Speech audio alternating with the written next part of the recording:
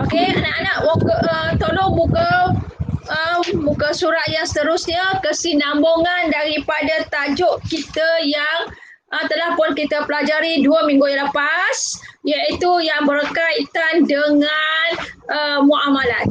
Di dalam bahagian muamalat di sini dia akan sentuh dua pembahagian. Dia akan bahagikan kepada dua bahagian. Satu bahagian muamalat yang kita belajar tentang bahagian apa? Uqud al-muawadat. Okey, iaitu bahagian nombor satu pecahannya kepada uqud al-muawadat. Di bawah uqud al-muawadat dia ada beberapa tajuk kecil. Dia ada beberapa anak cucu cicit yang perlu kita tahu di bawah uqud al-muawadat. Satunya di bawah uqud al-muawadat adanya bai'un tawarruq. Okey, yang kedua bai'u al-istisna. Dan yang ketiga bai'ud dain, bukan bai'ud din. Kalau bai'ud din iaitu hutan agama. Kalau bai'ud dain bacaan dia kalau bahasa Arab salah baris salah makna. Salah baris salah pengertian. Okey? Bai'ud dain iaitu jual beli secara berhutang. Yang ke berapa dah? 1 2 3. Yang keempat bai'us salam. Okey, di bawah kategori bai'us salam, Ustazah ada sebut lagi iaitu bai'u apa, Adlina? Selain daripada bai'us salam, di bawah kategori bai'us salam, bai'u apa sayang? Penggerak hati, penggarah jantung, apa dia? Selain daripada bai'us salam, satu lagi Ustazah pecahkan. Jadi bai'u apa? Bai'u samanin ajil. Bai'u bisamani ajil yang tidak ada dalam buku kamu, tetapi dia punya maksud yang kita buat, yang kita sedang buat, yang sedang masyarakat buat itu ada kena mengena dengan kehidupan kita yang kita namakan dia sebagai bai'u bisamani ajil.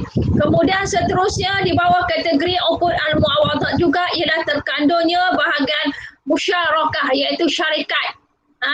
Syarikat dan yang terakhir itu al-mudarabah.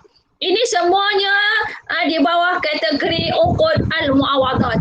Dan kategori yang kedua di bawah kategori muamalat yang kedua iaitu apa dia? Iaitu apa dia? Uqud at-tabarruat. Uqud at-tabarruat dia ada pecahannya kepada 4 kategori. Dia ada 4 orang anak. Di bawah uqud tabarruat ada 4 orang anak iaitu satu hibah. Yang kedua wadi'ah. Dan yang ketiga al-qardul kafalah dan yang keempat ar-rahnu. Maksudnya di bawah uqud al-muawadat lebih banyak anak-anaknya daripada di bawah uqud at-tabarruat. Boleh faham anak-anak? Jadi buat nota. Di bawah bahagian muamalat dia berpecah kepada 2. Satu dinamakan uqud al-muawadat. Yang kedua di bawah uqud at-tabarruat. Dan di bawah uqud al-muawadat dia ada cucu dia pula. Jadi anak dia iaitu di atas sekali namanya muamalat. Muamalat tu mak dengan ayah. Mak dengan ayah bila kahwin dapat anak. Anak dia ada 2 saja anak iaitu namanya uqud al-muawadat dan juga uqud at-tabarruat. Kemudian bila anak itu dah besar nak tu kahwin, dapatlah anak-anak cucu iaitu namanya sebagaimana di bawah kategori cucu uqud uqud al-muawadat dan juga cucu kepada uqud at-tabarruat. Ini Ustazah buat sendiri je lah keyword dia supaya kamu ingat dan juga kamu faham bila disebut apa maksud bai'ut tawarruq. Janganlah tergaru-garu, janganlah terpinga-pinga sampai tak tahu apa. Kamu kena tahu takrif dan juga kamu kena tahu contoh daripada setiap cucu-cucu yang Ustazah sebut tadi. Boleh faham? Jangan bertukar cucu orang dengan cucu orang lain. Marah daripada mak bapak dia. Boleh faham ya? Okey, jadi hari ini kita masih lagi di bawah uqud al-muawadat. Kita kategorikan, kita masukkan cucu kepada uqud al-muawadat. Yang seterusnya ialah bahagian musyarakah. Okey anak-anak tolong tengok ya. Iaitu muka surat berapa? Muka surat 142. Okey, jadi Ustazah tak slide kan di hadapan kamu ni. Sebab Ustazah nak tengok muka kamu. Bila Ustazah slide, muka kamu hanya separuh je boleh tengok. Sedangkan kita berapa bulan dah, daripada bulan 5, 6, 7, 8, hampir 5 bulan dah kita berpisah. Okey, kalau suami isteri yang duduk PJJ pun dah tak boleh berpisah lama macam ni. Apatah lagi Ustazah nak tengok muka anak-anak Ustazah ni. Jadi Ustazah tak slide sebab di hadapan kamu Ustazah make sure kamu semua ada buku teks. Betul tak? Okey, jadi senang conteng saja di situ. Kalau jangan conteng buku teks sayang, tak ada power lain nak pula. Conteng saja dalam buku nota kamu. Conteng saja macam tulisan doktor pun tak kisah, asalkan kamu kisahkan apa yang kamu tulis. Okey? Jadi seterusnya anak-anak. Sekejap ya, saya nak pasang lampu sikit lagi. Tak berapa nampak.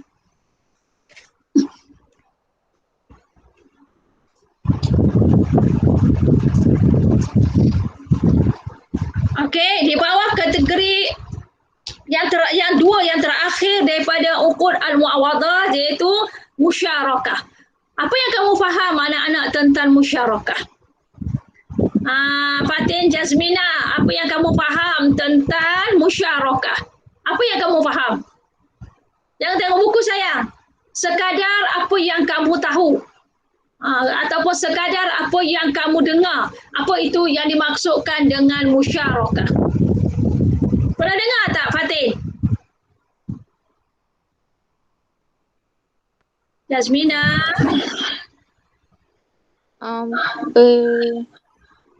Perbincangan ke Ustazah? Apa ni sayang? Perbincangan. Perbincangan? Musyarakah maksud perbincangan? Okey, tak apa, kita terima dulu. Okey, kemudian Amirah Hanan. Hanan, faham tak apa maksud musyarakah? Langsung. Natin. Tak ada dah kepala. Nuha. Ayu Nuha, okey. Okey, apa yang Nuha faham tentang musyarakah? Syarikat. Apa yang Nuha faham tentang syarikat tu? Tak tahulah Ustazah. Tak tahu, 3 dah. Okey, Kristina, Alisha. Kristina macam pelik pula. Alisha? Apa Alisha faham? Tak faham juga. Kau ni saja malah rasanya. Patricia? Tadi Alisha ni Patricia. Nama boleh lebih kurang je. Betul kan, tadi kan syarikat. Lepas tu kalau kat syarikat tu kan ada macam pembahagian macam 50% dapat dekat contohlah ada satu family kan, satu family company, 50% ayah dia, 20% mak dia, macam tu kan. Itulah, faham ke tak faham tu? Peti tak apa-apa faham. Tak apalah. Okay, Ustazah tak nak merugikan masa. Sorry yang lain Ustazah tak sebut tu. Sebab di depan Ustazah ini je yang nampak je Ustazah dah buat full screen dah ni. Okey, jadi kita tengok syarikat. Bila disebut syarikat, pernah tak kamu kata la syarika lahu, jangan kamu syirikkan Allah. Pernah dengar tak kataan syirik? Pernah kan? Apa maksud syirik? Menyekutukan. Menyekutukan. Apa maksud menyekutukan? Ada lagi jawab soalan dia. Apa maksud menyekutukan? Iaitu jangan kita menduakan, mentigakan, menempatkan Allah Subhanahu Wa Taala. Betul tak? Jangan kita samakan Allah Subhanahu Wa Taala dengan makhluk. Jangan kita lebih percaya. Lebih percaya ada kuasa lain selain daripada kuasa Allah Subhanahu Wa Taala. Maksudnya bila kita disebut syarikat, seolah-olah kesetiaan itu hanya pada itu saja. Itu nama syirik. Syirik iaitu i'tiqad kita, pegangan kita hanya untuk yang satu. Tetapi di dalam bahagian syarikat ini, maksud syarikat ialah kita menduakan, kita mentigakan, menempatkan ataupun lebih banyak daripada itu. Itu nama syarikat. Maksud syarikat ini ialah kita tak boleh buka sesuatu, kita tidak namakan perkongsian kalau hanya kita seorang. Kalau perkongsian nama kongsi dia kita dah terbayang dalam kepala otak kita mesti lebih daripada satu. Betul tak? Kita berkongsi, kita share. Bila sebut share, maksudnya bukan share yang kita pam minyak tu. Share tu share lain. Nama dia SHARE. Share tu maksudnya kita bermuafakat. Kita berkongsi. Kita berapa lagi ya? Together lah. Banyak pula. Together lah. Gitu ya. Kita bersama dalam bahasa Arab dipanggil syarikat, iaitu lebih daripada seorang apabila untuk menubuhkan sesuatu pekerjaan. Tapi dalam kepala otak kita biasanya disebut syarikat, ini mestilah bangunan yang besar, pekerjaan yang hebat, pekerjaan yang makan duit berbilion-bilion, berjuta-juta. Tidak semestinya. Yang dipanggil share itu benda yang sekecil-kecil sehingga benda yang sebesar-besar. Itu adalah dipanggil sharing ataupun syarikat. Okey. Jadi syarikat ini dia ada banyak tau. Di bawah kategori syarikat nanti kalau kita belajar dia ada 4 jenis syarikat. Satu jenis syarikat dinamakan syarikat inan. Yang kedua syarikat abdan. Yang ketiga dinamakan syarikat apa lagi? Wujud. Dan yang keempat dinamakan syarikat al-mufawadah. Nanti kita akan belajar jenis-jenis syarikat. Apabila disebut syarikat, apa yang dimaksudkan dengan syarikat anak-anak? Okay? Syarikat maksudnya ialah suatu kontrak. Dia mesti ada akad.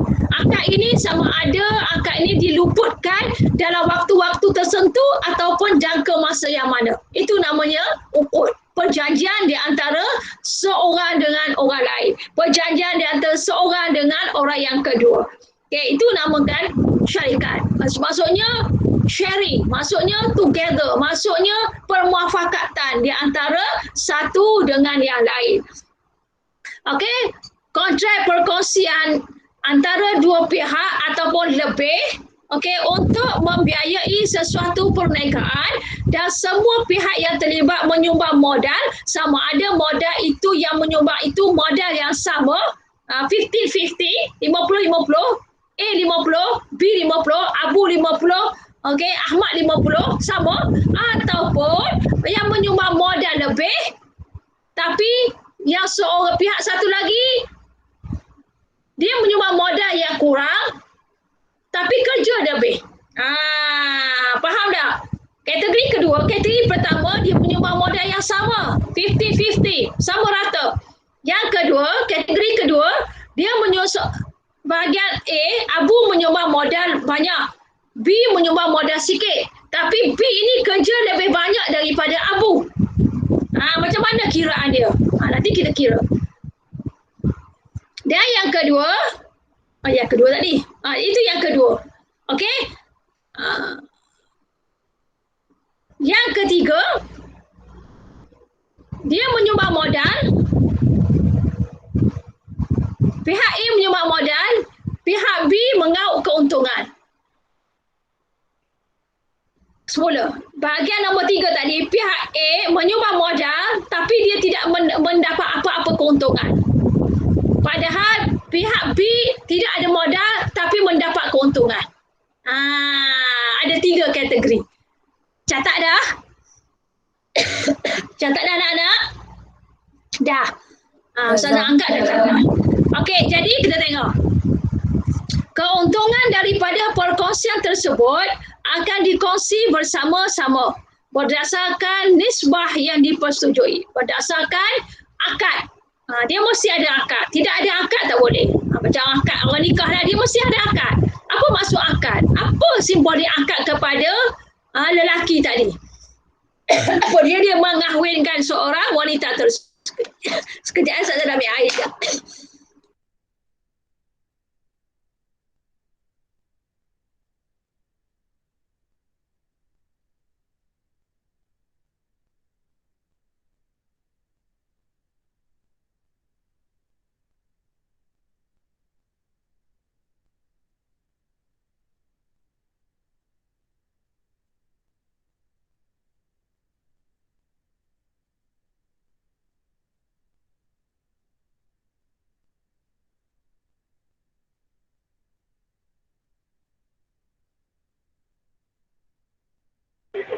Ustazah, mic tak buka. Ustazah, mic tak buka. Oh, excited you. Okey. Jadi saya tanya kamu, kenapa dalam rukun perkahwinan akad merupakan rukun yang sangat penting walaupun dia termasuk di bawah kategori yang kelima. Tapi kalau ikutnya akad itu sangat penting. Kenapa sayang? Lelaki saya tanya, sebab kamu yang akad nanti perempuan tadi tersengih saja atas pelamin. Kenapa Hafiz? Kenapa Hafiz? Kenapa akad itu sangat penting dalam bahagian rukun perkahwinan? Kenapa akad sebab Tak dengar dah Hafiz, kuat sikit. dengar tak? Dengar tak? Kuat sikit. Dengar. Okey, bagi saya akad ni penting sebab akad ni dia apa tu nama dia? Macam di perjanjian lah. Bukan bukti perjanjian, macam saya cakap bukti yang secara visual benda tu berlaku. Maksudnya dipersetujui lah benda tu. Maksudnya macam kalau perkahwinan kan. Kalau perkahwinan dengan akad tu maksudnya memang kita secara official lah. Memang secara official ni memang kita pun bersetuju untuk menerima nikah perempuan. Menerima nikah. Ustazah kurang dengar Hafiz cakap sebab Ustazah pun tak pakai earphone ni, tak apalah. Tapi Ustazah anggap Hafiz cakap teratur betul kot mengikut kefahaman dia. Okey, mengikut kefahaman Ustazah pula, bila disebut akad, itu adalah akad tanggungjawab yang akan dimenterai, yang akan dilaksanakan oleh pihak lelaki kepada pihak perempuan. Okey, jadi tanggungjawab ni banyaklah sayang. Tanggungjawab lelaki kepada wanita, tanggungjawab wanita kepada lelaki, tanggungjawab bersama dan juga hak bersama. Semuanya itu terkandung di dalam bahagian akad. Tak ada orang kahwin hanya redah aja. Okey, orang kahwin dia mesti ada amanah. Amanah itu adalah akad. Amanah dia dengan Tuhan, amanah dia dengan pasangan dia, amanah dia dengan keluarga pasangan. Itu adalah persetujuan bersama. Okey? Sebab itu bila disebut akad, maka itu adalah satu tanggungjawab yang harus dipikul oleh seorang suami terhadap isterinya. Sebab itu kita jangan happy sangat bila kahwin. Sebab ingat, lelaki bila kahwin saja, bila dia termenterai, aku terima. Maka segala amanah dia akan terpikul di atas bahu seorang lelaki. Okay, maka segala amal buat isterinya, pahala dosa isterinya akan dipikul oleh seorang suami. Itu Ustazah nak cerita kepada kamu betapa akad itu sangat penting. Dalam bahagian bab perkahwinan, tahun depan kita akan belajar insya-Allah sekiranya Ustazah panjang umur. Okey, dan juga suatu persetujuan daripada perkongsian itu sama ada persetujuan masing-masing akan mendapat keuntungan ataupun masing-masing akan mendapat kerugian. Tidak, hidup kita ni ada dua saja.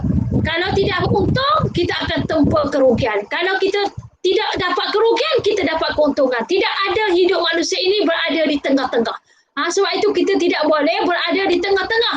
Nak lompat pun tak, nak duduk pun tak, nak bangun tak, nak duduk tak. Maka tak boleh. Kita kena ada prinsip. Faham tak? Jadi itulah namanya syarikat. Okey, jadi kita tengok kepada rukun-rukun dan syarat-syarat syarikat. Satu, dia mestilah ada ahli. Tak kira dah ahli itu terdiri daripada 2 orang, 3 orang, 4 orang, tak kisah. Asalkan ada keahlian di dalam tu. Contohnya, Afif dia nak buka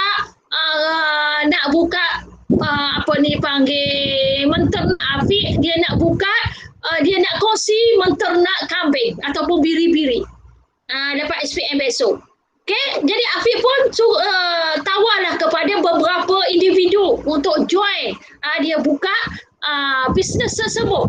Jadi dalam bisnes tersebut itulah ada beberapa kategori bisnes yang Ustazah sebut tadi. Tapi yang penting di sini dia mesti ada ahli. Dia mesti ada orang yang nak menceburi bidang bisnes tadi. Dia tidak boleh angan-angan. Walaupun angan-angan itu tidak dibayar. Tetapi dalam bahagian bab syarikat tidak akan termenterai, tidak akan terjadinya sesebuah syarikat itu melainkan dia mesti ada ahli.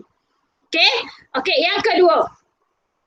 Ahli itu mestilah orang yang baligh. Baligh tahu seumpama kamu lah lapor usia baligh. Berakal, tidak gila dan juga tidak dipaksa. Daripada awal-awal lagi Ustazah cerita, bila kita sebut bahagian bab muamalat, dia mesti setiap pertukaran itu tidak ada paksaan. Dia tidak boleh memaksa pihak pertama dan pihak pertama tidak boleh memaksa pihak yang kedua. Boleh faham tak? Itu maksudnya dengan secara sukarela.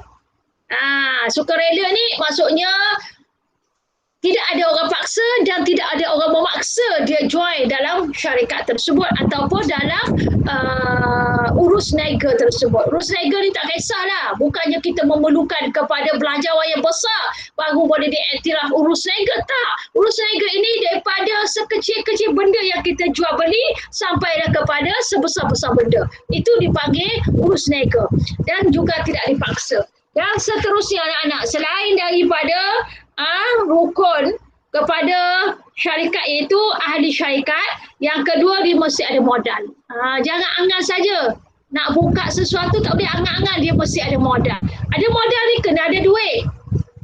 Modal juga kepada kemahiran itu disebut modal. Senjata kepada kemajuan adalah apa tadi Ustazah kata? Modal. Apa tadi? Idea. Apa lagi? Perancangan, plan strategi, plan taktikal. Okey, itu merupakan modal. Kalau kita ada duit tapi tidak ada plan, tidak ada strategi, maka syarikat kita ataupun urus niaga kita tidak boleh berjalan. Hanya statik aja kehidupan kita. Sebab tu dalam hidup kita setiap hari kita kena ada plan.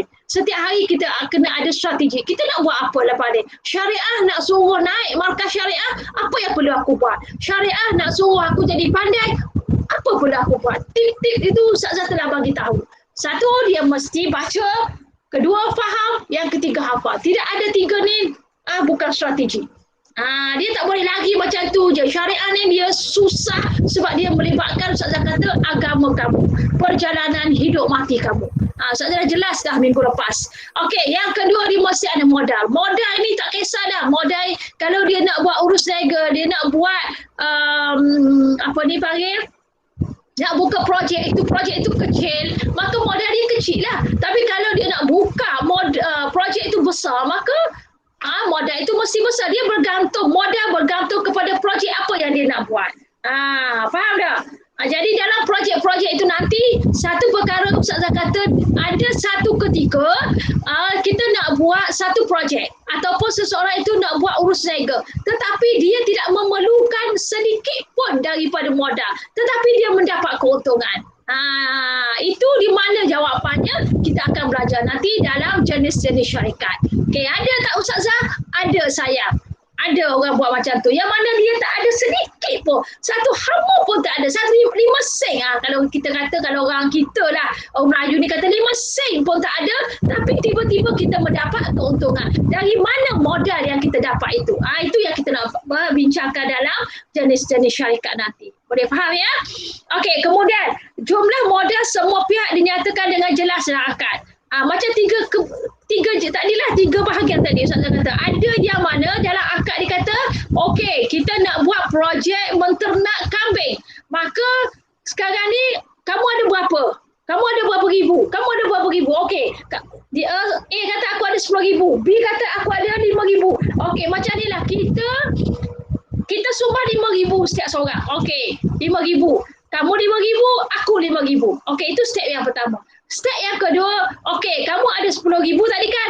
Apa kata kalau aku sumbang 10,000 tapi aku kerja tak banyak sebab aku ada urusan lain. Aku kerja, aku ada bisnes, di side bisnes yang lain. Apa kata aku sumbang 10,000, kamu sumbang 5,000. Walaupun aku sumbang modal ni banyak, kamu sumbang sikit, tapi aku yang banyak ini aku tak boleh buat kerja lebih overtime daripada kamu. Itu step yang kedua. Faham tak? Faham tak? Faham. Okey. Yang ketiga, modal mesti berbentuk wang, mata wang. Mata wang tu nak kira kalau kita Malaysia RM lah. Kalau kita dolar USD lah. Kalau kita rupiah lah. Kalau kita Euro kisahlah. Yang penting duit. Kertas itu.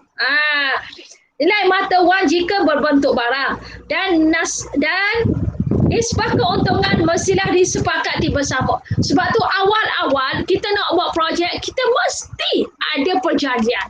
Daripada sekecil-kecil benda sampai sebesar-besar benda. Kita tak boleh nak buat satu-satu projek itu, satu-satu cruise niaga itu macam itu je, tak boleh. Kita mesti ada akad, ada perjanjian daripada pihak A kepada pihak B, daripada pihak B kepada pihak A, supaya tidak berlaku perkara-perkara yang tidak diingini di belakang hari. Manusia ni biasanya banyak manusia ini dia akan jadi huru-hara bila tidak ada akad. Bila tidak ada akad, nak rujuk balik, akad tu macam ni lah, macam kita kata janji sumpah kita lah. Betul tak? Janji sumpah kita. Kamu pernah tengok tak orang kahwin? Kenapa Ustazah suka sangat sebut ini? Sebab dalam perkahwinan dia banyak boleh relate kepada apa yang kita belajar. Kamu pernah dengar tak orang taklik dalam perkahwinan, orang lelaki? Siapa yang pernah berada dalam majlis perkahwinan? Siapa yang pernah? Mai pernah. Mai, kamu duduklah. Jasmine dah pernah. Kita duduk dalam majlis perkahwinan bukan nak tunjuk muka kita yang lawa tu. Kita duduk dalam majlis perkahwinan. Yang penting kita nak dengar si lelaki ni dia taklik apa kepada pengantin perempuan. Kan? Dia taklik itulah yang namanya perjanjian. Dia kata sekiranya aku, pihak lelaki ni kata, tidak memberi nafkah kepada isteri aku selama 3 bulan berturut-turut tanpa tidak ada apa-apa masalah, tanpa aku hilang ke ataupun aku apa-apalah, yang mana dia ada tapi dia tidak beri nafkah, maka jatuhlah, maka tertalaklah, tercerailah isteri aku dengan talak 1. Itu maksudnya adalah perjanjian. Perjanjian itu yang termenterai dalam akad perkahwinan kita. Cuba tengok balik buku perkahwinan mak kamu tu ataupun pasport perkahwinan mak kamu tu. Cari di mana akad itu, mana perjanjian antara ayah dengan mak kita. Itu adalah perjanjian. Dan begitu jugalah kepada Ustazah, itu melibatkan soal hidup mati perkahwinan ni. Apatah lagi yang melibatkan soal rezeki. Jadi dia mesti ada akad, ada perjanjian. Macam kamu lah, senangnya kamu sebagai seorang pengawal, perjanjian kamu dengan wakil sekolah, nak taat setia apa yang cikgu suruh, apa yang pihak sekolah buat suruh, semua kita nak buat. Itu merupakan akad perjanjian, iaitu sumpah ataupun apa ya, lagi ya? Yang paling tepat lah selain pada sumpah, apa lagi? Janjilah kan, janji kamu dengan pihak tertentu. Begitu juga dalam urus niaga.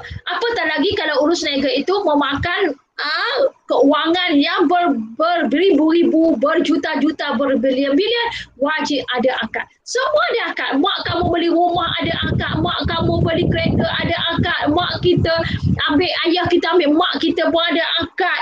Apa lagi akad? Semua je ada perjanjian. Itu Islam suruh kita buat. Tidak boleh buat sesuatu tu sembrono je, bodoh je, relax je, tak apalah, tak ada perjanjian pun tak apa. InsyaAllah tidak ada apa-apa. Manusia ini, anak-anak manusia ini boleh berubah. Hati manusia ini sekejap macam ni, sekejap macam ni. Tadi dia kata sayang kat kita, sejam kemudian dia benci kat kita. Tadi dia kata dia benci kat kita, dia umpat kat kita. Sejam kemudian dia baik-baik, elok je dengan kita. Dan manusia ni hati dia boleh berubah, ya muqallibal qulub tsabbit qulubana ala dinika wa ta'atik. Sebab itu kita, agama kata kita kena ada akad. Okey, faham tak? Okey, dan yang seterusnya, kerugian modal ditanggung bersama mengikut nisbah modal masing. Kalau ada rugi, sama-sama tanggung. Janganlah lari.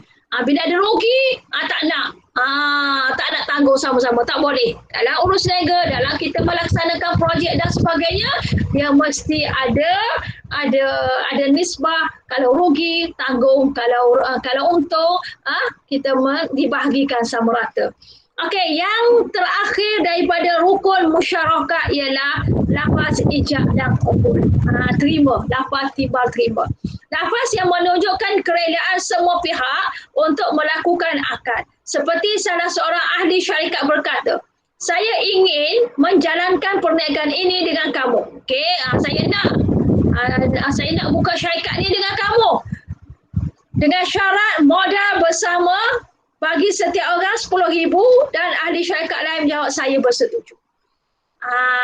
Dah kira dah ni, ini kalau dia menyumbang sama rata. Kalau dia tak menyumbang sama rata, akad dia juga macam itulah. Kalau dia setuju saja, pihak kedua, ketiga, keempat dan seterusnya setuju, maka itulah namanya akad. Termenterai akad tadi, maka akad ini kalau dibawa kepada mahkamah sekalipun, dia akan tertumpu kepada surat perjanjian tersebut.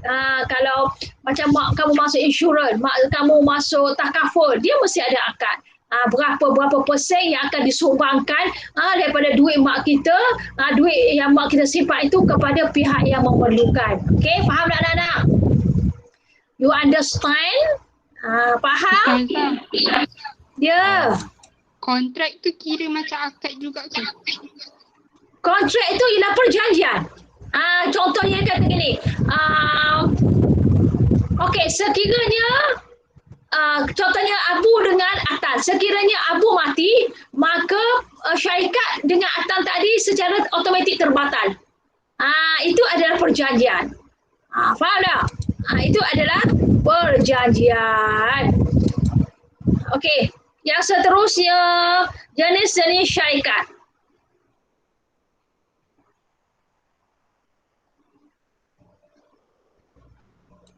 Kamu ada masalah dah internet kamu? Ada masalah dah? Dengar tak suara Ustazah? Dengar. Dengar ya?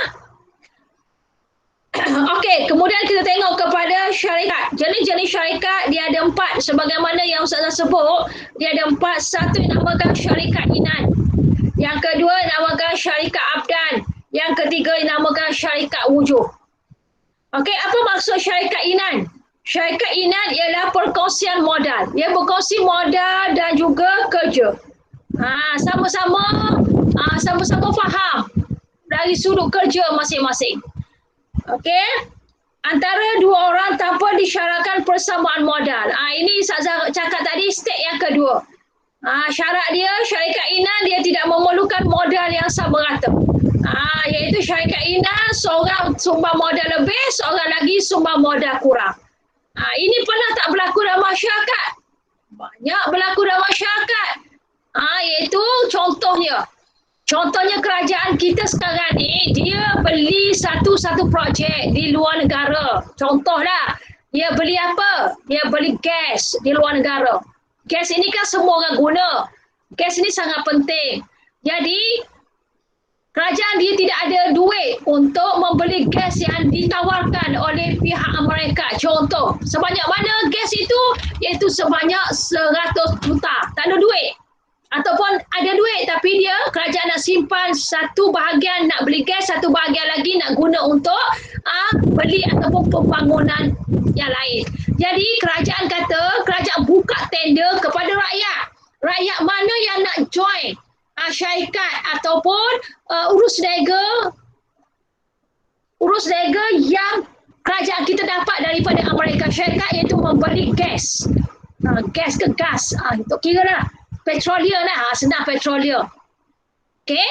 Jadi kerajaan kata dia tawarkan kepada rakyat. Siapa yang ada duit lebih, bolehlah join. Jadi dia buka tender. Jadi maka kita yang 60 orang ni masing-masing join. Umairah join, Alia join, Fatih join, Patricia join, Adam join, dan semualah join. Tapi di antara nama-nama yang Ustazah sebut tadi, join tadi dia tidak sama rata dari sudut sumbangan, dari sudut join, dari sudut sharing tadi. Apa bahasa dari sudut sharing tadi tak sama. Patricia ada duit lebih, dia sumbang lebih. Umairah ada duit kurang, dia sumbang kurang. Tapi asalkan dia sumbang. Bila mana kerajaan kita mendapat keuntungan, maka dia akan bagilah keuntungan itu mengikut sumbangan masing-masing. Faham tak? Itulah yang namakan syarikat inan. Syarikat permuafakatan di kalangan kita yang mana modal sumbangan modal tidak sama rata. Dan dari sudut keuntungan juga, akad perjanjian juga adalah tidak sama rata. Adillah, kamu sumbang sikit, sikitlah jawapannya. Kamu sumbang banyak, banyaklah keuntungan yang kamu dapat. Faham tak? Itu namakan syarikat inat. Faham? Tak faham? Jangan angguk Ustaz tak tahu. Jangan angguk. Esok nak tanya ni ada orang bagi pilihan ni. Nak ke tak nak angguk? Janganlah awak. Faham ya? Kalau Ustaz tanya di sekolah nanti boleh Muaz? Boleh tak? InsyaAllah. Masya Allah. Saya akan cakap awal nanti saya boleh jawab. Apa dia Muaz? Cakap Saya akan awal. cakap awal, saya nak tanya nanti saya jawab. Ada ya Allah. Okey, yang kedua dinamakan syarikat abdan. Ingat tu, letak paku dan kepala tanpa gam. Okey, selain daripada syarikat inan, yang kedua dinamakan syarikat abdan. Apa itu syarikat abdan? Iaitu syarikat yang dipersetujui antara dua pihak untuk melakukan sesuatu pekerjaan. Okey, keuntungan yang dibahagi antara mereka, akad ini adalah harus menurut mazhab Hanafi, Maliki dan Hambali. Menurut pendapat mazhab Syafi'i, dia merupakan syarikat ini tidak diiktiraf kerana ia mengandungi gharar. Gharar ini ada sedikit keraguan. Gharar maksudnya ialah keraguan. Was-was. Keraguan lah. Was-was tu pelik sangat ya. Keraguan disebabkan pekerjaan setiap daripada rakan kongsi tidak boleh dinilai secara tepat. Ini saya cakap kepada kamu step yang kedua sayang. Apa yang saya cakap kepada kamu tadi? Step yang kedua. Step yang pertama tadi lain. Iaitu menyumbang modal yang tidak sama, pembahagian untung juga tidak sama. Itu syarikat inan. Syarikat abdan ini ialah syarikat abdan ni apa dia? Menyumbang modal lebih, seorang lagi menyumbang modal kurang.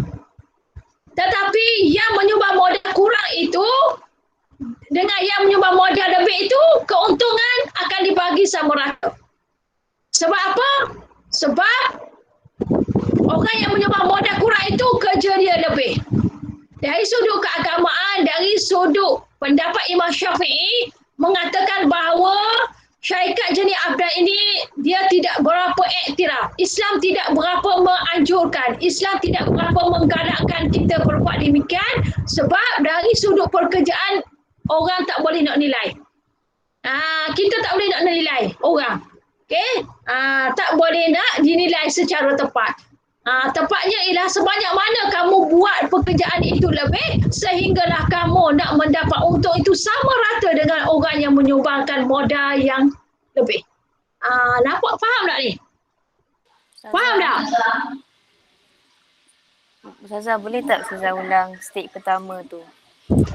Step yang pertama. Dah. Step yang pertama, syarikat inan ke? Yang cara pembahagian sumbang. Okey, syarikat inan ni macam ni. Syarikat inan ni, dia berkongsi modal dan kerja yang sama rata. Maksudnya, okey, syarikat. Betul lah kan?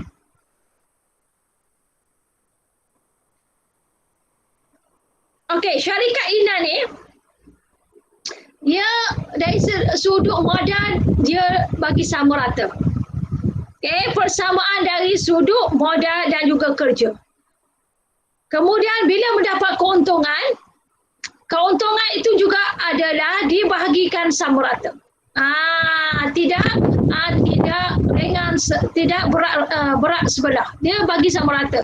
Kalau kamu menyumbang modal 50-50, maka keuntungan juga adalah 50-50. Tetapi bahagian syarikat abdan ni dia berbeza. Ada pihak A dia menyumbang modal yang banyak, pihak B menyumbang modal yang sedikit. Tapi dalam perjanjian tadi dia nak supaya keuntungan itu sama rata. Padahal dari sudut penyumbang modal itu dah sengit dah timbangan dia. Itu banyak, ini sikit kan? Tapi apabila keuntungan itu berpihak kepada syarikat itu, tiba-tiba keuntungan itu nak dibahagikan sama rata atas alasan orang yang modal yang sikit itu buat kerja lebih. Orang yang menyumbang modal yang lebih itu buat kerja kurang. Dari sudut keagamaan, Imam Syafi'i kata dia tidak berapa iktiraf syarikat ini dilakukan ataupun dianjurkan ataupun dibuat ataupun dibuka ataupun dioperasi oleh siapa? Oleh kita lah yang berpegang kepada mazhab Syafi'i ni. Sebab dia kata apa? Sebab Imam Syafi'i berpendapat dari sudut kerja kita tak boleh nak nilai ketepatan ataupun kesohihan kerja tadi. Betul ke dia buat kerja lebih? Sehinggalah dia nak dapat keuntungan sama rata dengan orang yang menyumbang modal yang banyak. Jadi dari sini Imam Syafi'i dia tidak berapa iktiraf syarikat ini dilaksana, syarikat ini diwujudkan di atas muka bumi ini bagi pengikut mazhab Imam Syafi'i. Boleh faham tak? Tetapi imam-imam yang sebaliknya mereka kata tidak ada masalah sekiranya akad perjanjian itu dipersetujui oleh pihak A dan juga pihak B. Tidak ada problem. Tidak ada masalah apa-apa. Boleh faham tak anak-anak? Ini dari sudut perbahasan pendapat. Kamu nak pilih yang mana tak ada masalah sebab dia tidak bercanggah dengan hukum agama. Sebab ulama kedua-dua ini semua betul. Kalau betul di sisi Tuhan dia akan dapat 2 pahala. Kalau salah di sisi Tuhan dia tetap akan dapat 1 pahala. Sebab dia sudah yang buat yang terbaik. Sebab ini tidak ada di dalam hadis ataupun di dalam Al-Quran yang menjelaskan tentang jenis-jenis syarikat tersebut. Okey. Kalau macam syarikat ini Ya. dia modal dia boleh sama ada 50-50 ataupun seorang lebih seorang kurang Nah, syarikat Inan dia mesti sama. Kerja sama, kemudian dia punya modal dia mesti sama. Perkongsian modal dan kerja antara dua tahap persyaratan. Sorry. Ustazah tertukar dengan syarikat mufawadah. Okey, perkongsian modal dan kerja antara 2 orang tanpa disyaratkan persamaan modal atau kerja serta keuntungan diagihkan antara mereka berdasarkan nisbah. Maksudnya jadi sayang, syarikat Inan, Ustazah mengaku salah, syarikat Inan dia juga tidak menyumbang modal yang sama macam syarikat Abdan. Cuma dari sudut akad tadi, syarikat Inan dia akan dibahagi keuntungan mengikut nilai sumbangan masing-masing. Faham? Itu satu. Adapun syarikat Abdan, dia dari sudut sumbangan modal juga tak sama, tapi dari sudut keuntungan tak dibahagikan sama rata. Itu yang tak dibenarkan oleh agama. Mengikut agama, ini yang tidak dibenarkan oleh mazhab Syafi'i tadi. Nampak tu? Nampak ya? Nampak tak? Okey ya? Nampak. Okey. Kemudian faham ya? Okey, sorry Ustazah tersilap tadi. Syarikat mufawadah itu. Okey, kemudian kita masuk kepada syarikat mufawadah. Ustazah minta dalam 5 minit. Kejap ya, Ustazah nak uruskan anak Ustazah ada kelas Google Meet kejap. Okey? Boleh tak? Tolong baca kejap saya. Syarikat mufawadah dan juga syarikat wujud. Tolong baca sekejap. 5 minit bagi masa Ustazah.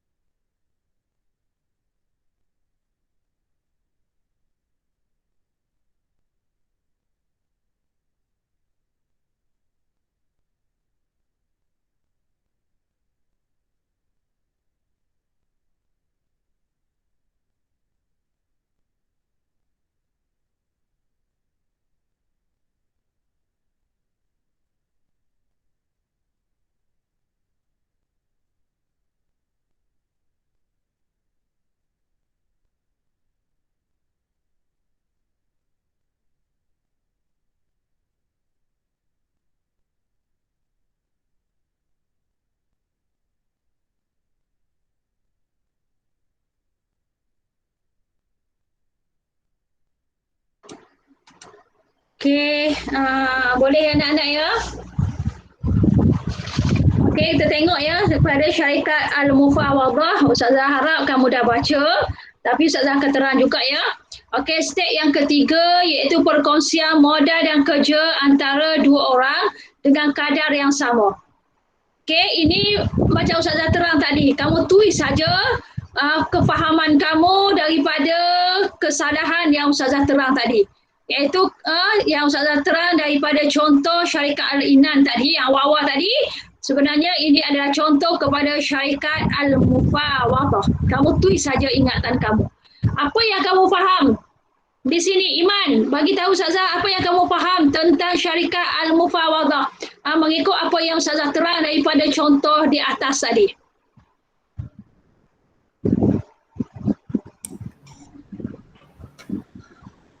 Ingat tak yang saya pegang tadi? Ya sayang, syarikat Al-Mufawadah. Yang sama-sama je kan? Sama Ya. untung sama. Okey. Okey, iaitu perkongsian dari sudut sumbangan modal. Okey. Sumbangan modal antara dua orang ataupun lebih untuk membuat satu projek. Kemudian dalam akad perjanjian mereka tersebut, mereka telah bersetuju untuk dibahagikan sama rata. Okey, nyumbang modal lebih, maka make sure lah keuntungan akan bahagi sama rata. Itu adalah di bawah kategori syarikat Al-Mufawadah. Semua yang Ustazah bagi nama-nama syarikat ni, yang Islam bagi tahu nama-nama syarikat ni, sebenarnya tidak ada satu pun nama-nama syarikat yang kita belajar ini tertera di atas signboard yang kamu jumpa.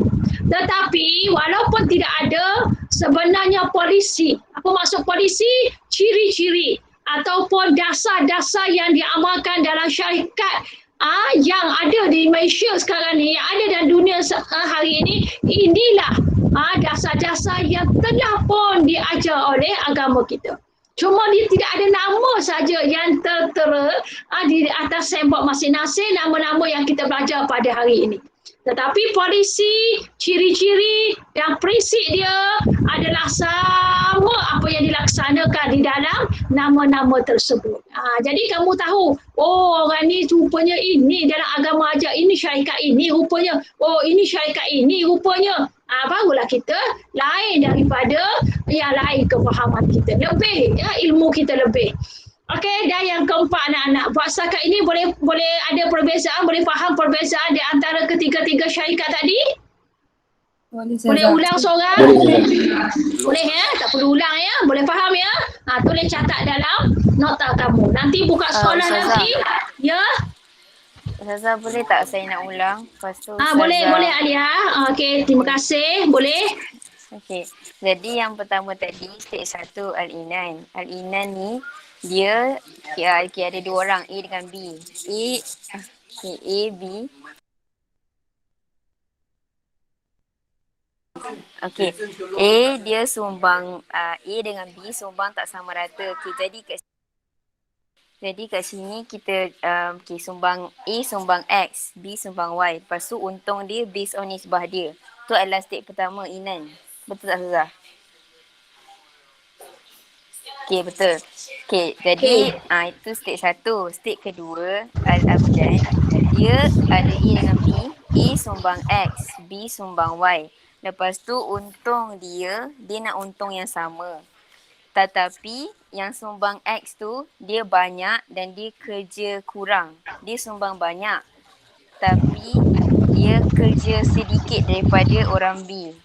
Okey, ulang step 2. Yang pertama, orang A sumbang X. Dia lagi banyak daripada yang sumbang Y dan dia kerja sedikit. Okey. Lepas tu yang orang B dia sumbang Y. Y ni lebih sedikit daripada X dan dia kerja lebih daripada orang A. Lepas tu dia nak untung yang sama. Okey, itu step 2. Step ketiga, mufawadah. Dia sumbang sama dan untung dia sama rata. Betul tak Ustazah? Ya. Okey, boleh. bagi yang confused, saya santai-santai nanti bagi dekat grup. kasih. Okey, terima kasih Adia atas inisiatif. Macam tu lah kita nak ya. Lepas kita buat, kita letak dalam grup, semua masing-masing ingat nota kita. Okey, kemudian Ustazah beralih anak-anak kepada step yang ketiga di bawah jenis-jenis syarikat. Yang ketiga ini adalah syarikat wujud. Iaitu contoh yang ketiga yang Ustazah terang awal-awal tadi, yang mula-mula mukaddimah tadi, iaitu dalam bahagian syarikat Ustazah terang ini termasuk dalam penerangan contoh yang ketiga. Okey, apa itu anak-anak? Iaitu dinamanya syarikat wujud. Wajuhun. Bila disebut wajuhun, wajah, muka. Orang tengok cantik ke, jelita ke, berseri ke, sedih ke, happy ke, seseorang itu bergantung kepada wajah dia. Kalau orang tu sedih, orang tak akan tengok kaki dia. Okey, tengok kaki, maka kita tahu orang ni sedih rupanya. Tengok tangan dia, orang ni rupanya tak ada duit.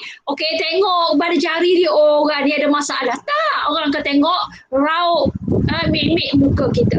Kalau muka kita happy depan Ustazah ni, Ustazah kata, anak-anak Ustazah happy jumpa dengan Ustazah hari ni. Kalau tengok rasa mencatung, 40 km sejam, boleh catur muka tu, boleh ikat, mulut tu, rupanya Ustazah kata, ini mesti ada something ni dengan Ustazah. Tak berapa seronok belajar PSI. Dia tak nak mantapkan agama dia. Okey, contoh, deep terus bagi kau. Okey, jadi contoh yang ketiga ni nak bagi tahu pada anak-anak iaitu syarikat wujud. Tapi dalam bahagian ini bukan kita nak pamerkan muka kita. Tapi agama nak bincangkan, nak menyatakan kepada kita muka ni, SPC muka ni, okey, raut muka ni sangat penting. Kalau orang tengok muka Ustazah ni, kamu tengok, Ustazah ni garang sebab raut muka dia bengis, ya kan? Kalau tengok muka Ustazah, Ustazah hari ni yang keadaan happy, tengok muka dia happy je, bolehlah main-main. Hari ni tak boleh main-main dengan Ustazah. Muka Ustazah ni nampak garang semacam je ni, 40 km sejam nampak lain je, tak boleh ni. Kan? Ada seorang tu seorang pelajar kita 2 tahun lepas Ustazah rasa. Form 5 punya. Ustazah, kalau Ustazah tengok ada cikgu tu sekian-sekian lah dia sebut nama. Tapi Ustazah tak nak sebut lah sini. Kalau dia pakai tudung tu, okey, tudung dia tu sengit, bengik. Kami tak berani nak tegur Ustazah. Dia dalam keadaan pekbo. Dia pandai. Kalau dia Ustazah pakai tudung, terletak je, terbucung ke depan dia, macam boleh catuk orang ni, boleh, okey, kena orang tak gini cantik aja. Kami tahu tu Ustazah, dia mesti dalam keadaan happy. Maksudnya kamu ni dari sudut cikgu pakai tudung pun kamu boleh buat andaian. Kalau cikgu tu pakai tudung macam ni, ini mesti keadaan dia hari ni tak berapa stabil, ni tak boleh main-main, nanti dia jerkah kita, bagi pelampau sulung ke, kan, itu kamu. Jadi macam itulah juga agama ni. Dia kata wajah ni wajah kita. Jadi syarikat wujud ni adalah syarikat yang berdasarkan pada SPC muka, pada raut muka. Tapi dalam ini, contoh dia lain. Contoh dia lebih kurang lah. Okey, iaitu apa dia anak-anak? Iaitu perkongsian antara dua pihak ataupun lebih terhadap keuntungan jual barang yang dibeli berdasarkan kepada kepercayaan ataupun nama baik mereka sahaja, serta tidak menggunakan modal. Ini Ustazah cakap tadi. Dia tak ada modal, tapi tiba-tiba dia dapat untung di atas angin. Macam mana ni? Apa contoh yang boleh? Dia tak ada langsung modal. Macam kamu lah. Kamu ada duit apa? Kamu tak ada duit. Sebab kalau mak ayah kamu tak bagi duit, kamu nak ambil duit kat mana? Sebab kamu tak ada duit. Kamu tak kerja. Kalau kita kerja, memang kita akan ada duit. Walaupun kerja kita hanya jadi orang yang basuh kereta saja, orang yang cuci kereta je, ataupun cuci pinggan mangkuk di kedai saja. Asal nama kerja, dia mesti ada duit. Betul tak? Sekarang ni nak dapat duit mana? Tak ada duit sebab kamu tak buat kerja. Kamu hanya terplay saja hidup, sehidup-hidup, kerja tak ada. Macam mana duit tu nak ada? Okay, sekarang ni kita tak ada duit, maksudnya kita tak ada modal, tapi kita ada untung. Jadi macam mana anak-anak? Kita rungkaikan permasalahan ini, iaitu kalau kita tak ada duit, tetapi kita nak ada cita-cita. Kita ada angan-angan nak memulakan pekerjaan ataupun perniagaan kita. Jadi kita nak step yang pertama, kita tak nak dah masuk syarikat yang makan juta-juta. Kita nak dulu buat secara kecil-kecilan. Kita nak jual lah kain, baju, baju kelawar lah, baju koftan tu. Kan kita naklah jual. Jadi kita pun pergilah kedai pakcik kita ke, kedai jiran kita ke. Kita kata kita ni ada minat nak berniaga, tapi kita tak ada duit. Bila kita nak niaga tak ada duit, macam mana nak dah ada untung? Macam mana kita nak mudahkan perniagaan kita? Jadi oleh kerana muka kita ni baik, orang nampak muka ni kita ni baik aja, dan kita ni memang terkenal dengan baik aja, dan tidak ada pun nama kita dinaik seperti orang yang tidak baik. Akhlak kita memang orang kenal baik. Satu kampung tu dengar saja nama kita baik, dengar saja keturunan kita, memang orang tahu dah keturunan yang baik-baik kan. Jadi dia kata okeylah Iman, oleh kerana kamu nak juga berniaga, siapa lagi Ustazah nak bagi nama yang jarang Ustazah sebut ni, siapa dia ni? Mana nama anak Ustazah ni? Tak boleh juga, kena sebut juga anak-anak Ustazah ni. Nanti kecil hati Ustazah ni sebut nama orang yang sama je. Sebab yang muka yang sama je depan Ustazah ni. Ustazah sebut Afnan lah, Afnan. Mana Afnan ada Afnan?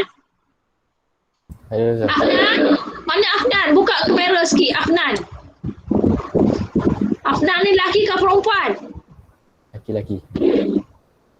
Ni Afnan. Sihat Afnan? Siap. Siap. Faham Ustazah ngajar Afnan? Faham. Faham. Ada catatan Afnan? Ada sikit. Mana? Cuba tunjuk kat Ustazah. Cakap nota tu. Dekat buku teks tu lah. Cantik kat buku teks. Aduh, jangan contoh dalam buku teks sayang. Buku teks tu dah esok. Lain pula nak baca. Buku teks esok kalau hilang tak ada. Kalau cikgu nanti kamu nak bagi kepada cikgu, nanti kamu kena hantar buku teks kat tempat. Mana nota kamu? Tak ada, dibawa bersama dalam buku teks. Tak boleh. Buat catat dalam nota. Ambil je nota tu. Ambil je buku-buku yang buku tulis yang kamu beli. Berpuluh-puluh ringgit tu guna je. Kat sekolah tak sempat nak guna dah. Tak dapat nak beli yang lain pula, guna je. Buku-buku tulis kamu tu ya. Jadi syarikat wujud ni, contohnya Afnan ni nak dapat SPN, besok Afnan nak dapat duit. Tapi Afnan tak ada duit.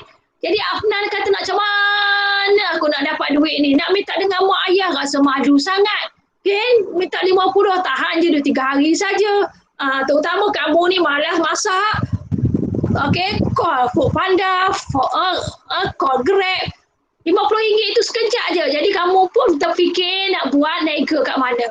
Jadi kamu pergilah dekat kedai pakcik kamu. Senanglah kedai pakcik lah. Kamu kata pakcik, saya ni Afnan ni nak buat, nak buka, nak jual. Tapi tak ada modal langsung. 5 sen pun tak ada. 5 sen karat pun tak ada. Itu kata orang. Tak ada langsung. Jadi macam mana ni pakcik? Saya ni memang nak cari duit. Pakcik kata macam ni lah Afnan. Ambil kain baju kofta ni. Kamu masuklah dalam Instagram kamu. Kan ada sekarang Instagram. Dalam FB kamu buatlah macam mana canggihnya kepandaian kamu. Kemudian kamu promosilah. Jadi pakcik ni bagilah kamu 10 helai dulu, pendahuluan. Afnan faham tu Afnan? Faham tak? Faham semua ni yang lain, anak-anak yang lain. Okey, jadi Afnan pun pakcik dia bagilah 10 helai dulu baju koftan tadi. Okey, maka Afnan pun pakcik kata gini, Afnan, pakcik ni bagi kepada kamu harga baju kofta ni 1 helai RM20. Kamu pakcik bagi 10 helai, jadi berapa ringgit? Semua Afnan, kamu berhutang dengan pakcik kamu. 1 helai RM20.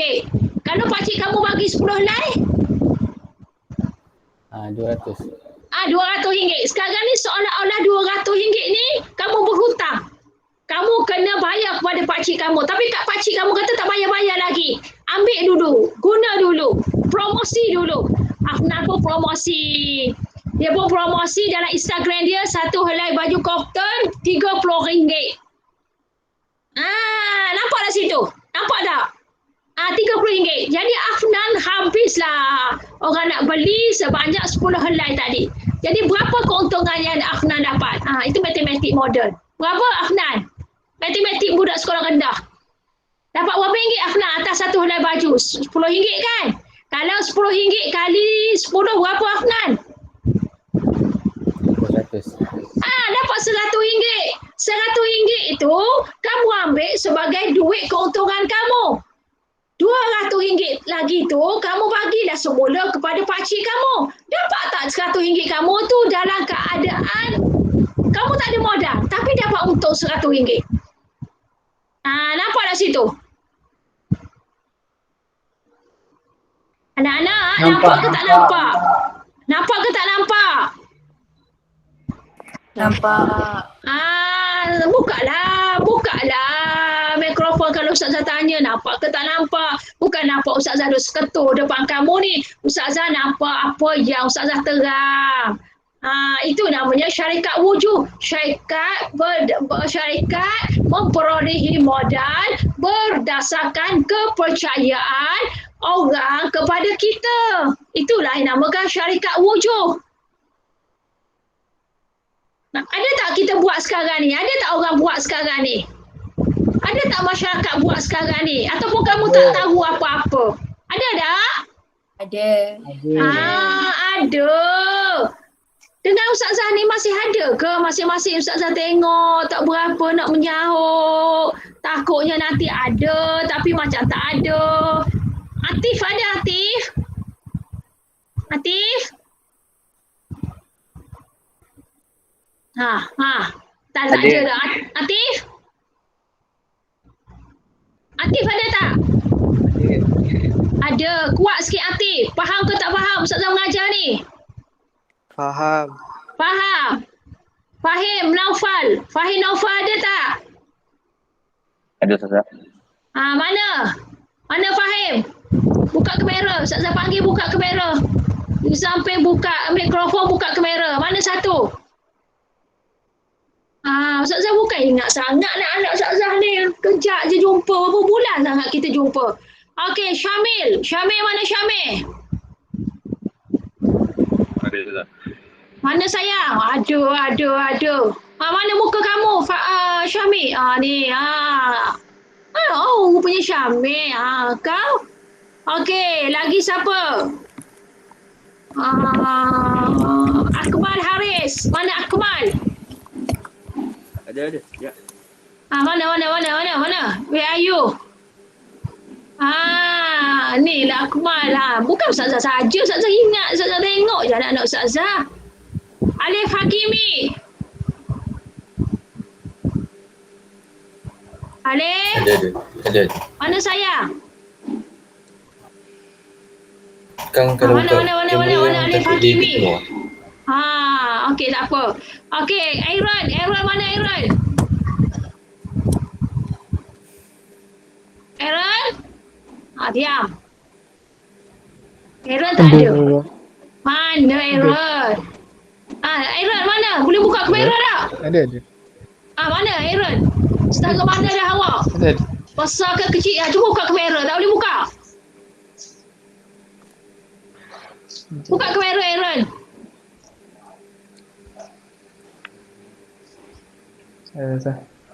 Mana Aaron? Cuba buka awak di tengah-tengah ni Aaron. Tak nampak ni. Ada macam orang Ustazah cakap orang bisu, orang buta. Duduk situ. Jangan tutup kamera. Okey, yang lain lepas ni Ustazah panggil. Okey, buat setakat ni boleh faham tak Aaron apa yang Ustazah ajar? InsyaAllah boleh kena baca balik. Hari tu dapat berapa syariah Aaron? Kenapa tak lulus Aaron? Tak baca?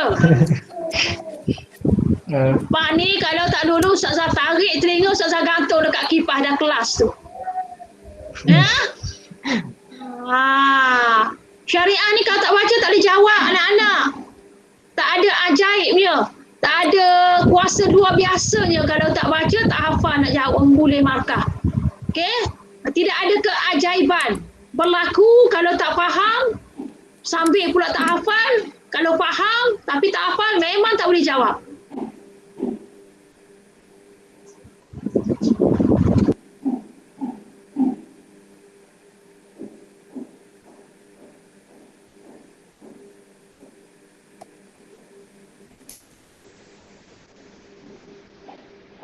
Okey. Semua faham. Tak faham cakap dengan Ustazah. Sebab Ustazah tak boleh nak buat andaian semua kamu faham. Sebab nama Ustazah mengajar ni, Ustazah tak boleh nak buat andaian semuanya kamu faham. Sebab ada yang tak faham tapi senyap. Okey? Iaitu menyerah pada takdir. Bila nak tawakal, bila nak berusaha, iaitu masa nak SPM, masa nak belajar besok. Nak periksa, so tak nak, Ustazah tak nak macam tu. Okey anak-anak? Boleh faham buat setakat ini? Boleh faham ya? Okey. Ustazah anggap kamu faham dah. Tak mampu Ustazah nak tanya seorang-seorang. Okey, kemudian kita tengok yang seterusnya iaitu bahagian Ustazah nak habiskan hari ini iaitu bahagian mudharabah. Apa maksud mudharabah? Iaitu maksud mudharabah ialah pukul. Mudharabah, pukul. Apa maksud pukul? Maksud di sini ialah mencari rezeki, mencari sesuatu nasib. Maksud mudharabah ini adalah kerja. Apa pentingnya kita kerja? Apa rasionalnya kita kerja? Rasionalnya kita kerja ialah untuk kita mendapat fulus, untuk kita mendapat duit. Untuk apa kita mendapat duit? Bukannya nak bawa sama masuk dalam kubur. Bukannya kita nak bawa sampai ke dia lahat kita. Duit itu sangat penting. Tapi bukannya duit itu sebagai raja dalam hidup kita. Okay, hari ini kita digempar dengan berita kematian penyanyi tanah air kita Siti Sarah. Betul tak? Orang yang kaya. Okay, orang yang banyak harta. Umur dia muda lagi, 37 tahun. Allah matikan dia. Okay, kita tengok. Harta bukan boleh bawa ke mati. Tetapi harta adalah penting untuk kita meneruskan hidup kita. Harta bukan matlamat kita, tapi harta adalah sandaran untuk kita hidup dan sandaran untuk kita bersedekah.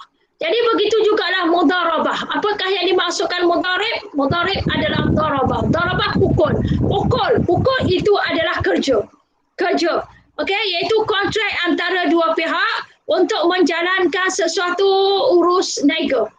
Ia melibatkan pelabur dan pengusaha. Dia melibatkan orang yang memberi modal dan juga orang yang mengambil modal. Orang yang menyumbang modal dan orang yang berusaha ambil modal tadi dan buat kerja. Okey, contohnya. Okey, nanti saya bagi contoh.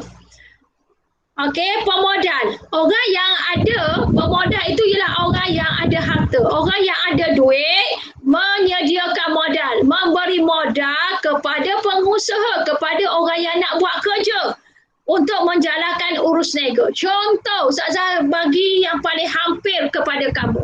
Okey, contoh Ustazah bagi contoh yang paling hampir.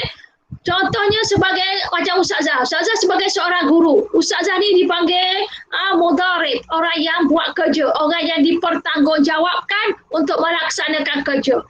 Di atas Ustazah itu namanya pengusaha. Pengusaha ialah kerajaan yang memberi gaji kepada Ustazah. Faham? Kamu dipanggil keuntungan ataupun kerugian.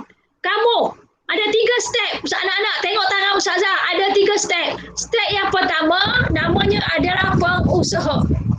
Pengusaha adalah orang yang menyumbang modal ataupun yang membayar gaji. Siapa dia? Iaitu kerajaan. Nombor 1 kerajaan. Nombor 2 adalah pekerja, mudharib. Pekerjanya adalah Ustazah. Ustazah yang akan bekerja. Yang ketiga kamu. Kamu ini Ustazah ibaratnya untung / rugi. Kamu ni Ustazah ibaratkan untung ataupun rugi. Kalau Ustazah bekerja dengan begitu bersungguh-sungguh, Ustazah bagi kefahaman kamu, Ustazah bagi penerangan kamu, Ustazah bagi penjelasan kamu, kamu faham, boleh jawab peperiksaan, SPM kamu dapat A+ dan syariah, maka itu keuntungan. Faham? Faham? Faham. Dan sekiranya sekarang Ustazah mengajar sambil level. Ustazah mengajar sambil level. Ikut kamu lah, faham ke tak faham ke lantak. Aku tak ada masalah langsung. Hasilnya kamu itu adalah kerugian. Sebab kamu tak boleh jawab SPM. Kamu tak boleh jawab ujian-ujian. Kamu tak boleh jawab diagnostik. Maka kamu akan rugi. Sebab negara akan menghasilkan pelajar-pelajar yang kecundang. negara akan mendapat pelajar-pelajar yang mundur. Maka akan mendatangkan kerugian kepada pihak pengusaha tadi. Sedangkan pihak pengusaha tadi bayar gaji dekat ustazah, dengan ustazah ambil amanah itu supaya melahirkan keuntungan pelajar-pelajar yang cemerlang di dunia dan juga di akhirat. You understand kiasan ustazah? You understand? Contoh ustazah? Faham? Faham. Ini dipanggil mudharib. Contoh yang kedua, dalam situasi masyarakat. Ustazah nak suruh pada contoh je supaya kamu faham. Contoh yang kedua, contohnya ialah ayah kita nak buat rumah. Kemudian ayah kita dia ada modal tapi dia tak pandai nak buat rumah. Ayah kita tak ada kekreatifan nak buat rumah. Jadi ayah kita bagilah 100,000 kepada pengusaha. Pengusaha yang mudharib, yang kita panggil mudharib. Ayah kita kata, okey 100,000 ni aku bagi pada kamu, kamu ikut plan ni, plan perancangan rumah yang aku nak buat ini, kamu ikut. Jadi mudharib tadi buat kerja. Sekiranya mudharib itu buat kerja dalam tempoh yang diberikan, maka ayah kita mendapat keuntungan. Maksudnya rumah itu tidak perlu ditambah duit. Sebab apa? Mengikut masa rumah siap. Tetapi sekiranya ayah kita akan mendapat kerugian sekiranya mudharib itu bekerja sambil lewat. Bekerja sehari, cuti 4 hari. Bekerja 4 hari, cuti sebulan. Jadi rumah ayah kita tak boleh siap dalam tempoh yang ditentukan, yang telah diplankan oleh ayah kita. Jadi rugi tak ayah kita? Terpaksa tambah duit, terpaksa tambah gaji pekerja, terpaksa tambah struktur-struktur rumah tersebut. Jadi rugi tak rugi? Rugi. Ya, itulah rugi atau untungnya seseorang pengusaha tadi tertakluk kepada cara mudharib itu kerja. Kalau mudharib itu kerja dengan amanah dan mengikut masa dan dengan bersungguh-sungguh, maka pengusaha tadi ataupun tuan rumah tadi akan mendapat untung sebab tidak perlu kepada bayaran yang lebih. Okey? Dan sekiranya mudharib tadi kerja sambil lewat, tidak menjalankan amanah yang sepatutnya, maka pengusaha tadi akan rugi sebab antaranya rumah itu lambat siap dan kemungkinan bahan-bahan mentah akan naik lebih daripada masa ke semasa, ataupun kemungkinan kalau pengusaha itu atau kalau mudharib tadi bekerja ataupun mengajar sambil lewat, maka akan lahirlah pelajar-pelajar yang tidak berkualiti. Maka siapa yang rugi? Iaitu siapa dia? Pengusaha yang memberi modal tersebut, yang bayar gaji. Itu kerajaan lah. Terpaksa kerajaan, kamu terpaksa repeat periksa SPM, kamu terpaksa repeat kertas. Ini mendatangkan kerugian kepada kepada pengusaha tadi. Boleh faham tak buat zakat tu? Okey, jadi ustazah bagi masa tempoh 5 minit walaupun masa kamu dah habis, ustazah rasa habis ke belum lagi? 3 minit. Okey, tapi ustazah masa 5 minit untuk kamu bincang, kemudian ustazah nak tanya secara overall. 5 minit. Okey, bincang sama-sama kamu. Okay, bersoal jawab. Riuh tak apa, bersoal jawab. Tak apa, ustazah tak ada masalah. Sebab kita dalam belajar. Tak nak senyap sunyi, sepi macam di alam kubur. Ustazah nak biar riuh macam di pasar malam.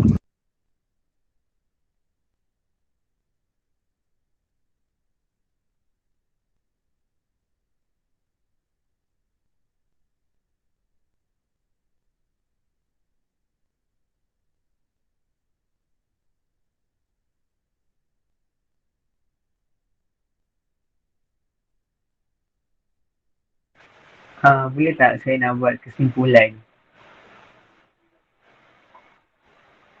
Okay, hari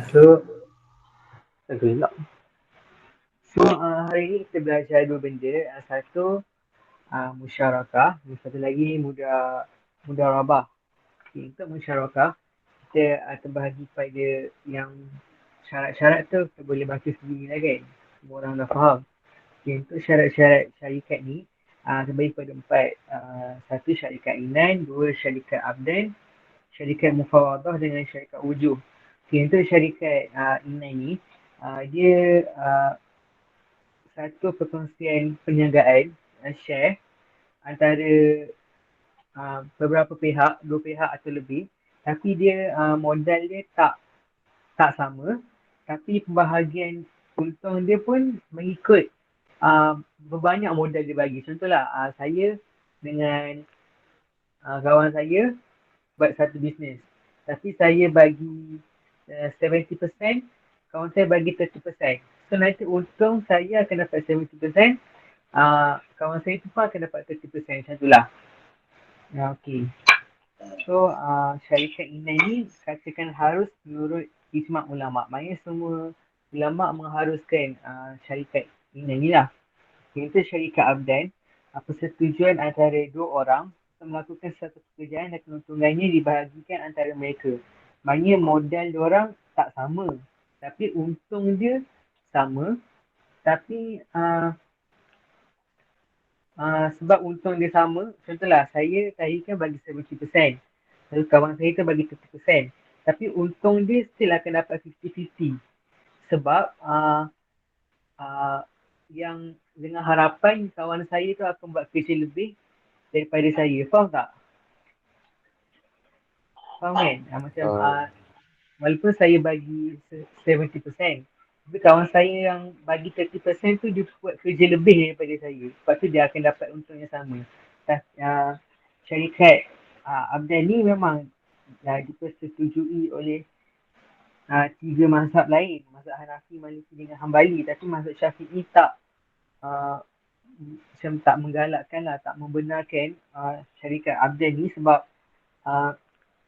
memang sebab kita tak tahu orang tu buat kerja lebih ke tak sebenarnya. Kita dapat tahu yang macam mana cara bekerja dia tu. Berbala tak dengan keuntungan yang akan dibayar. Macam itulah korang. Okay, untuk syarikat Muawadah ni, dia perkongsian modal. Dia lebih kurang macam Inan je, tapi modal yang diberi antara dua orang perakan kongsi tu sama. Macam saya bagi 50%, kawan saya pun bagi 50%. So 50-50 modal yang sama. So nanti keuntungan pun akan dapat 50-50 juga. So, macam adil lah kat situ.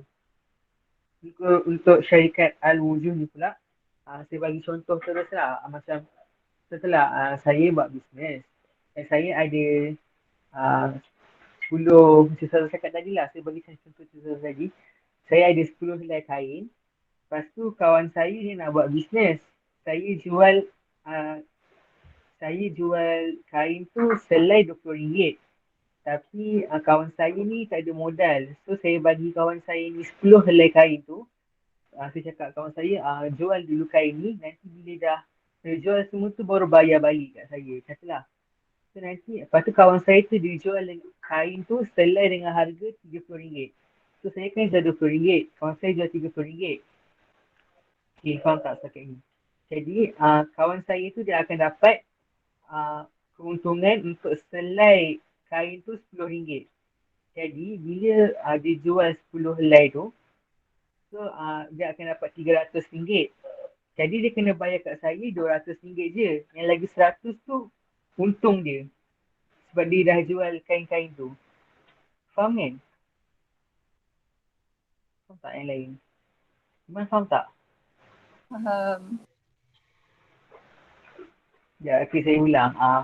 Macam ni, saya jual kain. Lepas tu saya jual kain tu dengan harga RM20. Lepas tu kawan saya ni, contohlah sebagai nama Fauzan.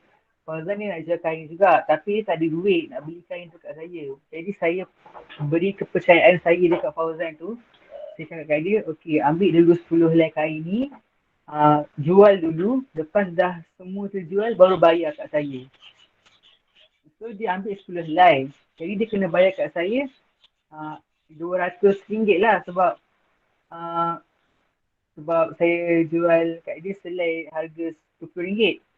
Jadi bila dia kena bayar kat saya RM200, so Fauzan pun dia jual lah dekat Instagram ke apa. Lepas tu dia jual dengan harga RM30. Jadi saya jual RM20 selai, tapi Fauzan dia jual RM30 selai. So RM200 yang So beli dah jual, dia akan dapat keseluruhan harga dia tu, jualan dia tu dapat RM300. So dia kena jual kat saya, dia kena bagi balik duit kat saya RM200 je. Sebab dia beli kat saya dengan harga RM200 je. So lagi 100 tu adalah keuntungan yang dasarkan dia jual tu. Sebab saya jual RM20, Fauzan jual RM300, Fauzan jual RM30. So keseluruhannya Fauzan dapat RM300 semua hasil jualan dia tu. Jadi RM200 tu dia kena bayar balik kat saya. Lagi RM100 tu adalah untung dia. Hasil daripada jualan dia tu. Jadi dia tak perlukan modal pun untuk jual kain tu. Jadi dia hanya dapat untung, tak ada modal. So dia tak ada rugi lah kat situ. Okay. Itu untuk masyarakat lah, boleh baca balik untuk ingat. Kalau untuk mudharabah pula, dia ada satu perjanjian antara pemodal dengan pengusaha. So dia macam Ustazah bagi contoh tadi lah. Pemodal tu ibarat macam kerajaan, Kementerian Pendidikan. Lepas tu pengusaha tu ibarat macam guru-guru. So keuntungan dengan kerugian tu kita tengok based on result tulisan yang murid-murid dapat. So Kementerian Pendidikan bayar gaji pada Ustazah. So dengan cara tu, dengan bayar gaji tu, Ustazah kena ajar student-student ni untuk dapat result yang terbaik untuk periksaan. Macam tu lah lebih kurang. Faham kan? Itu macam ringkasan dia je lah. Kalau nak lagi terang, lagi jelas, boleh baca balik. Itu je.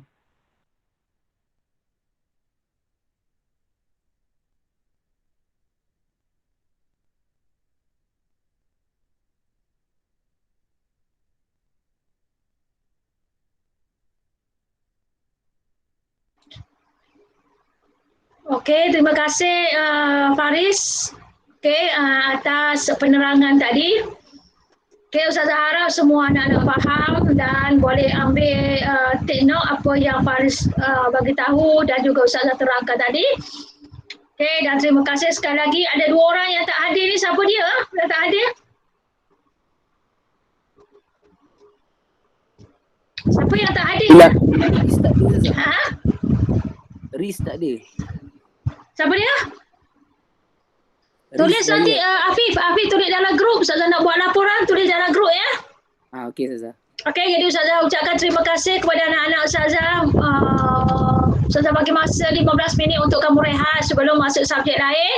Dan Ustazah ucap terima kasih dan Ustazah harap semoga sampailah matlamat PDPR kita. Walaupun tajuk ni sebenarnya dah ada orang dah dibentangkan. Tapi Ustazah yakin sebagaimana Ustazah cakap tadi, walaupun kita dah bentang tapi Ustazah tahu sajalah anak-anak Ustazah mesti ada yang lupa dan mesti ada yang tak ingat langsung dan juga sama-sama.